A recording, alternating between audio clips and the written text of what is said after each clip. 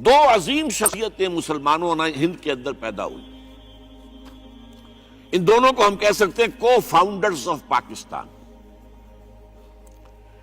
ایک علامہ اقبال جو مفکر، فلسفی، دانشور، شاعر، اور دوسرے مسٹر ایم اے جناح. میں وضاحت کر دوں کہ میری تقریر کے اس حصے میں لفظ قائد اعظم استعمال نہیں ہوگا. قائد اعظم وہ بعد میں بنے، ایک طویل عرصے تک وہ مسٹر ایم اے جناح تھے. اس کی میں کچھ تھوڑی سی تشریح ابھی آپ کے سامنے کر دوں گا. تو اس دور کے حوالے سے جب بات ہوگی تو میں مسٹر جناح یا مسٹر ایم اے جناح کہوں گا، قائد اعظم نہیں. تو دوسری طرف مسٹر ایم اے جناح تھے جو بیرسٹر تھے، وکیل تھے، اور ساتھ ہی ایک سیاسی کارکن بھی تھے. ان کی شخصیتوں کے بعض پہلو جو ہے بہت دلچسپ ہے، بہت مختصر میں ان کا اشارہ کر رہا ہوں. دونوں بہت ہی یوں سمجھیے کہ قریبی ہم عصر. علامہ اقبال جو ہے مسٹر جناح سے صرف 10.5 مہینے چھوٹے تھے. جناح صاحب کی پیدائش ہو رہی ہے 25 دسمبر 1876 کو، اور علامہ اقبال کی 9 نومبر 1877 کو. 10.5 مہینے کا فرق ہے. مقام جو ہے پیدائش کا اقبال کا تو طے ہے سیالکوٹ، اس میں کوئی اختلاف نہیں. جناح صاحب کے مقام پیدائش کے بارے میں اگرچہ عام طور پر کہا جاتا ہے کراچی، لیکن حیدرآباد سندھ میں یونیورسٹی کے ساتھ ملحق ہے انسٹیٹیوٹ آف سندھولوجی. وہاں کے محققین کا فیصلہ ہے اور تحقیق کے بعد کہ وہ جھرک ایک مقام ہے ٹھٹھا کے قریب، وہاں پیدائش ہوئی تھی. بہرحال اس مسئلے کو چھوڑ دیجئے، کوئی دلچسپی اس کی کوئی اہمیت نہیں ہے. ایک البتہ بات ذرا دلچسپی کی بھی ہے. علامہ اقبال کے بارے میں معلوم ہے ان کا پس منظر خاندانی جو تھا وہ کشمیری پنڈت، کوئی اختلاف نہیں. ایم اے جناح کے پس منظر کے بارے میں اختلاف. عام طور پر مشہور ہے کہ وہ اسماعیلی کھوجے تھے، لیکن مجھے ایک عجیب اقتباس ملا ہے. یہ 1964 میں آپ بیتی نمبر شائع کیا تھا ماہنامہ نقوش نے، 1200 صفحے کا.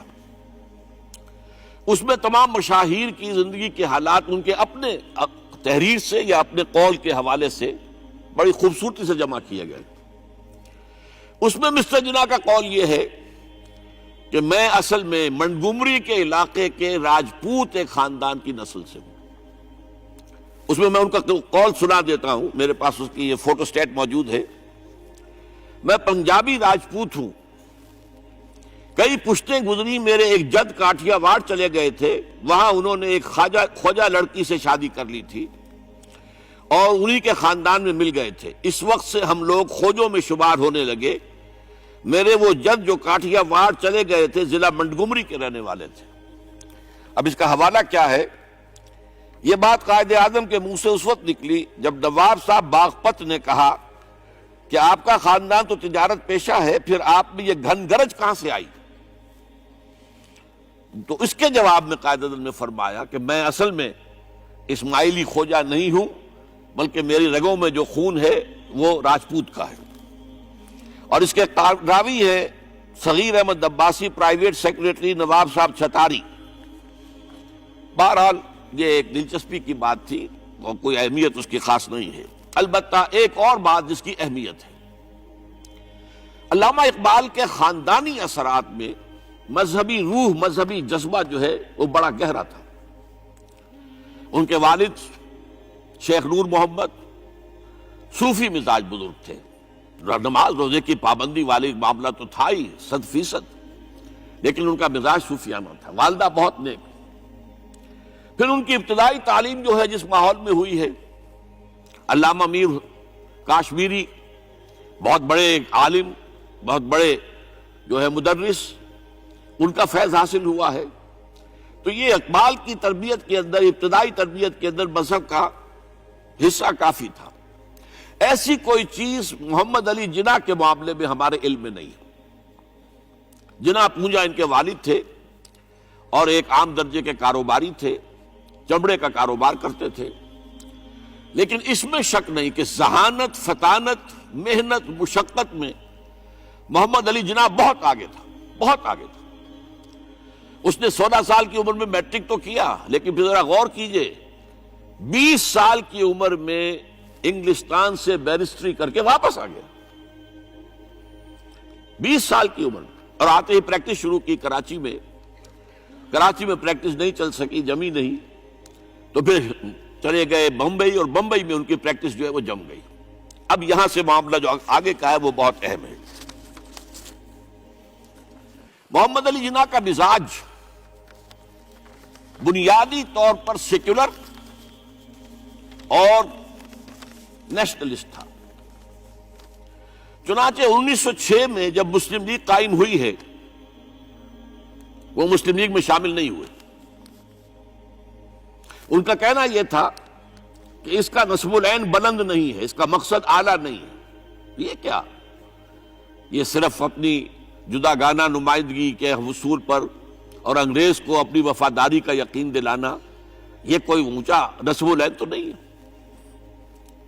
اس کی بجائے وہ کانگریس میں تھے، اور دادا بھائی نورو جی جو صدر تھا کانگریس کا، اس کے سیکریٹری تھے۔ اس کے بعد بھی 7 برس تک وہ مسلم لیگ میں شامل نہیں ہوئے۔ 1913 میں جب مسلم لیگ نے بھی خود اختیاری کے حصول کو اپنا نصب العین بنا دیا، تب مسلم لیگ میں شامل ہوئے، اور وہ بھی مولانا محمد علی جوہر کے بہت اصرار پر۔ اس کے بعد بھی 1920 تک انہوں نے ڈوول ممبرشپ برقرار رکھی، کانگریس کے بھی مسلم لیگ کے بھی، اور اس پورے عرصے میں ان کا سارا رول یہ تھا کسی طرح ہندوؤں اور مسلمانوں کے درمیان مصالحت ہو جائے، کسی طرح کوئی فارمولہ طے ہو جائے جو ایگریڈ اپون ہو، جس سے مسلمانوں کی تشویش بھی ختم ہو، انہیں بھی کچھ اطمینان ملے کہ ہمارا مستقبل جو ہے وہ بہت خطرے میں نہیں ہے، ہمیں کوئی اطمینان حاصل ہو جائے۔ اس کے لیے کوئی فارمولہ بنے، کسی طریقے کی محنت کی جائے، اس کے لیے جو سر توڑ کوشش انہوں نے کی ہے۔ اور جان لیجئے کہ ان کے ذہن کے اندر، جیسا کہ میں نے کہا ہے، وہ انداز جو ہے وہ سیکولر اور نیشنلزم کا بہت گہرا تھا۔ ان کو ان کی خدمات کے طفیل میں کہا گیا ایمبیسڈر ہندو مسلم اتحاد کا سفیر، اور یہ کہنے والا کون؟ گوکھلے۔ لیکن یہ کہ انہیں قدم قدم پر مایوسی کا سامنا کرنا پڑا۔ انہوں نے بڑی محنت کر کے، چونکہ 1920 تک ان کے پاس ڈوول ممبرشپ تھی، تو کوشش کی کہ کانگریس کا اور مسلم لیگ کا اجلاس ایک ہی مقام پر ہو، تاکہ لیڈروں کا آپس میں میل جول، گفتگو، وہاں پہ ان کے بھی سارے لیڈر آئے ہوئے ہوں، ادھر کے بھی آئے ہوئے ہوں، تو اس سے یہ کہ گفت و شنید سے کوئی راستہ نکل آئے۔ چنانچہ 1915 میں بمبئی میں اجلاس ہوا، اور 1916 میں لکھنؤ میں، اور لکھنؤ میں پہلی مرتبہ ہندوؤں نے کچھ مسلمانوں کے اس مطالبے کو تسلیم کیا کہ انتخابات جو ہیں جداگانہ اصول پر ہوں گے، مسلمانوں کو ان کی جو تعداد ہے آبادی کی اس کی نسبت سے سیٹیں ملیں گی۔ یہ جناح کی بہت بڑی کامیابی تھی۔ لیکن اس کے پس منظر میں نوٹ کیجئے ایک اور چیز تھی بڑی اہم۔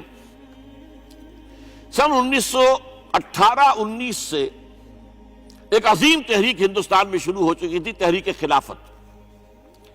کیونکہ خلافت عثمانیہ کو ختم کرنے کے لیے بڑی سازشیں چل رہی تھی، یہودی سرگرم تھے، اور برطانیہ کے ذریعے سے وہ چاہتے تھے کہ اس کو جو ہے وہ ختم کیا جائے، خلافت کو۔ اس وقت ہندو مسلمان ایک ہو گئے تھے۔ گاندھی خلافت کی تحریک میں شریک ہوا، حالانکہ کہاں گاندھی کہاں خلافت، کیا ان میں رشتہ کیا ہے، لیکن اسے اندازہ ہو گیا تھا کہ اگر ہم نے مسلمانوں کا ساتھ اس وقت نہیں دیا، جبکہ پورا ہندوستان گونج رہا تھا، بولی اماں محمد علی کی جان بیٹا خلافت پہ دے دو، ساتھ ہیں تیرے شوکت علی بھی جان بیٹا خلافت پہ دے دو، پورا ہندوستان، ایک عظیم تحریک تھی، اس میں کوئی شک نہیں، بہت بڑی تحریک۔ لہذا اس پس منظر میں اسی کا اثر میں سمجھتا ہوں یہ ہوا کہ لکھنؤ پیکٹ ہوا 1916 میں، اور قائد اعظم کو اس میں کچھ سہولت جو ہے وہ نظر آ گئی، اپنی کامیابی کی شکل نظر آئی۔ لیکن جیسے ہی تحریک خلافت ختم ہوئی، ختم تو اس لیے ہو گئی کہ مصطفیٰ کمال پاشا نے خود ختم کر دی خلافت۔ وہ تو جیسا کہ پھر علامہ اقبال نے بھی کہا تھا، چاک کر دی ترک ناداں نے خلافت کی قبا، سادگی اپنوں کی دیکھ، اوروں کی عیاری بھی دیکھ۔ بہرحال خلافت ختم ہو گئی تو وہ سارا جوش خروش وہ سارا ختم ہو گیا۔ اس لحاظ سے یہ ہے کہ صورتحال تبدیل ہو گئی، اور اب ہندوؤں کے اندر دوبارہ وہ اپنی جو عصبیت اور مسلمانوں کے خلاف ان کے اندر جو جذبات تھے وہ اوپر ابھر کر آئے۔ چنانچہ 1928 میں نہرو رپورٹ شائع ہوئی ہے، جس نے کہ اس معاملے کے اندر ساری امیدیں جو مسلمانوں کو ہو سکتی تھی ہندوؤں سے، ان سب کا قلع کما کر دیا، اور معلوم ہوا کہ ہندو کسی درجے میں بھی مسلمانوں کو کوئی حیثیت دینے کو تیار نہیں۔ یہ نہرو رپورٹ جو ہے یہ بہت ہی یوں سمجھیے کہ ٹرننگ پوائنٹ ہے۔ اس کے بعد جناح صاحب نے کوشش اور کی، تجاویز دہلی کچھ اور خاکہ دیا کہ کم سے کم یہ مان لو، وہ بھی رد کر دی گئی۔ پھر 14 نکات دیے، وہ بھی رد کر دیے گئے۔ اس کا نتیجہ یہ نکلا کہ انتہائی مایوس، دل گرفتہ، دل شکستہ ہو کر محمد علی جناح نے ہندوستان کو خیر باد کہہ دیا۔ یہ نوٹ کیجئے، ان کی زندگی کا ایک دور یہاں ختم ہوتا ہے۔ 1931 میں وہ انگلستان منتقل ہوئے، ایک کوٹھی خریدی، اپنی لیگل پریکٹس شروع کر دی، اور ہندوستان کی سیاست سے بالکل کنارہ کشی کر لی۔ اب آئیے ذرا دوسری طرف، دوسری شخصیت جو ابھری وہ کون؟ علامہ اقبال۔ میں عرض کر چکا ہوں کہ ان کی ابتدائی تعلیم میں اور خاندانی پس منظر کے اندر مذہبی اثرات بڑے گہرے تھے۔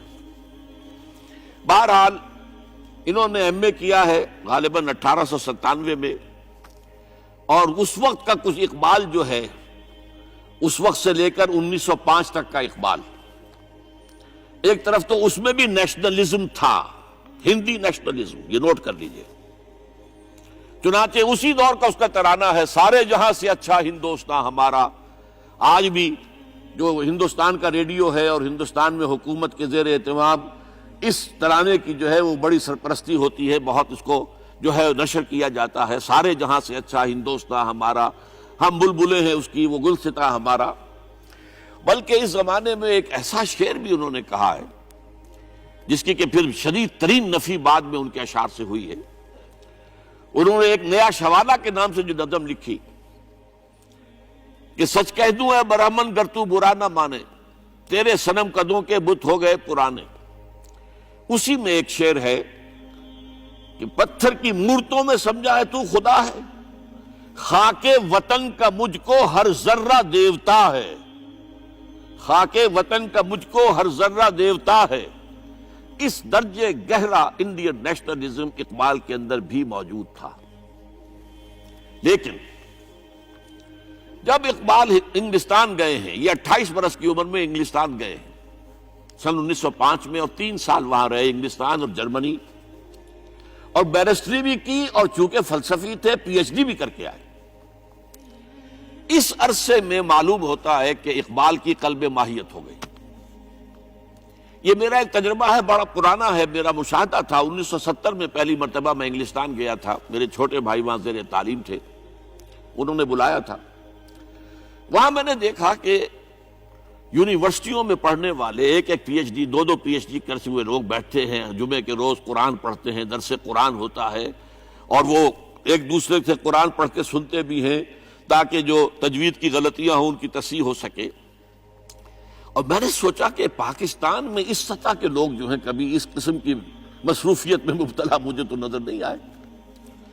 تو اس کا مجھے ایک اصل میں تجزیہ میرا یہ تھا کہ جن لوگوں کی بنیادی تربیت میں اور خاندانی اثرات میں مذہب کا ایلیمنٹ موجود ہوتا ہے، چاہے وہ ہندوستان میں رہتے ہوئے وہ زیادہ ظاہر نہ ہو، نمایاں نہ ہو، اس کے آثار سامنے نہ آئے، لیکن جب وہ ایک مخالف ماحول میں پہنچتے ہیں، اس مخالف ماحول میں ان کے اندر کا وہ چنگاری ان کی جو ہے وہ شعلہ بن کر بھڑکتی ہے۔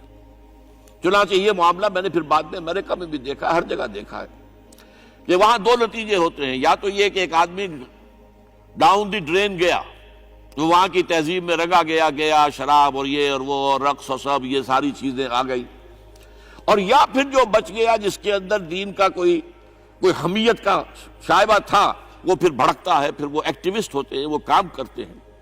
لہذا یہ معاملہ جو ہے علامہ اقبال کے ساتھ پیش آیا، اور خود انہوں نے کہا بھی ہے مسلمان کو مسلمان کر دیا طوفان مغرب نے۔ وہاں سے جب یہ واپس آئے ہیں تو اب نوٹ کیجئے 1908 سے 1930 تک یہ جو 22 برس ہیں، علامہ اقبال نے کیا کیا نوٹ کیجئے، وہ آپ جانتے بھی ہیں، میں صرف گنوا رہا ہوں۔ اسلام کے نظام فکر اور فلسفہ اور حکمت کو بیان کیا، اپنی شاعری کے ذریعے سے بھی، اپنی نثر کے ذریعے سے بھی۔ قرآن کی ایک نہایت جدید اور بہت عمدہ تفسیر، اگرچہ تفسیر کے نام سے آپ کو کہیں تفسیر اقبال نہیں ملے گی، لیکن کلام اقبال خود تفسیر ہے، خود دعویٰ کرتا ہے کہ میرے پیغام میں سوائے قرآن کے اور کچھ نہیں ہے۔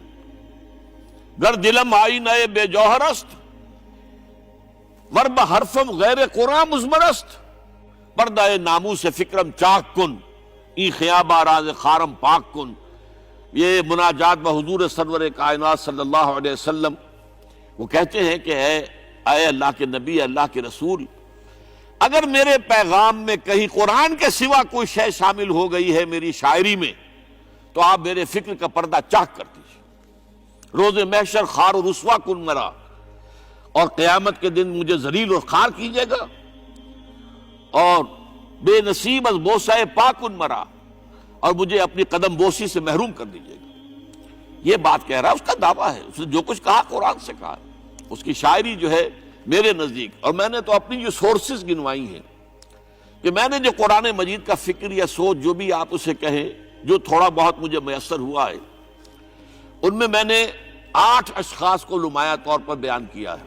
4 یہ ہیں 2 کے جوڑے، 2 ابوین ہیں، ابو الکلام ابو العلا مودودی، ابو الکلام آزاد۔ 2 دکترین ہیں، ڈاکٹر اقبال، ڈاکٹر رفیع الدین۔ 2 شیخین ہیں، شیخ الہند مولانا محمود حسن، جن کا ترجمہ ہے قرآن مجید کا، اور اس پر حواشی ہے شیخ الاسلام شبیر احمد عثمانی کی۔ 2 ہی عین مولانا فراہی اور مولانا اصلاحی، جنہوں نے قرآن مجید کے مضامین کے اندر جو اندرونی نظم ہے اسے واضح کیا۔ علامہ اقبال میری ایک بہت بڑی سورس ہے، بلکہ سب سے زیادہ گہرا اثر مجھ پر جو ہے بچپن سے جو ہوا ہے وہ تو علامہ اقبال کا ہے۔ 5ویں جماعت کا طالب علم تھا جب ان کا یہ شعر میرے ذہن میں کہیں چپک کر رہ گیا ہے، جواب شکوہ کا، وہ زمانے میں معزز تھے مسلمان ہو کر، اور تم خار ہوئے تارک قرآن ہو کر۔ پھر علامہ اقبال نے مغربی فکر پر شدید تنقید کی، بہت بڑا ناقد، اور خاص طور پر مغربی تہذیب جو ہے اس کی نفی کی۔ یہ سارا کام کیا، اور اس سب سے بڑھ کر وہ تجدید ملت اسلامی کا علمبردار بن کر سامنے آیا۔ اس نے خوشخبری دی کہ دنیا میں اسلام کے غلبے کا دور آنے والا ہے۔ ملت اسلامیہ جو اس وقت دبی ہوئی ہے، پسی ہوئی ہے، پوری دنیا میں پامال ہے۔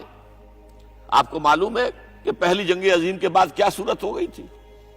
سلطنت عثمانیہ کے جب دھجیاں بکھیر دی گئی، اور کولونیل امپیریلزم جو ہے پورے عالم اسلام پر حکمران تھا، پورا عالم اسلام جو ہے محکوم، اگرچہ یہ دبے ہوئے ہیں، پسے ہوئے ہیں، گرے ہوئے، لیکن ان کا دوبارہ غلبہ ہوگا، یہ ابھریں گے، ملت اسلامیہ کی تجدید ہوگی، اسلام کی نشأت ثانیہ ہوگی، اسلام کے روشن مستقبل کے مبشر بن کر علامہ اقبال سامنے آئے۔ اور ایک اور جو بہت بڑا کام کیا وہ وہی وطنی قومیت کی شدید نفی، بلکہ شدید کا لفظ بھی کافی نہیں ہے، شدید ترین نفی کی ہے، اس لیے کہ اس وقت وطنی قومیت جو ہے اس وقت مسلمانوں کو اپنے اندر انگلف کرنے کے لیے پوری قوت کے ساتھ زور لگا رہی تھی۔